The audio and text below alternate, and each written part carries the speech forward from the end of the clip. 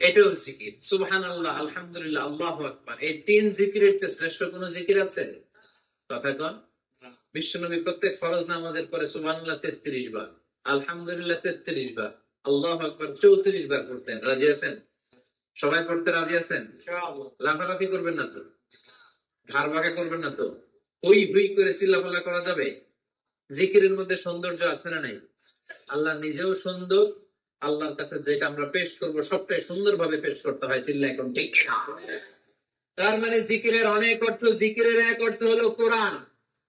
জিকিরের এক অর্থ কি? কোরআন। আপনি যখন কোরআন পড়েন তখন জিকির করেন কার? আল্লাহ। কথা বলেন। আবার আপনি যখন নামাজ পড়েন জিকির করেন কার? আবার আপনি যখন লা ইলাহা ইল্লাল্লাহ এটা পড়েন জিকির করেন কার? ঝিনুকের ভেতর লুকিয়ে থাকে যে মন মতি,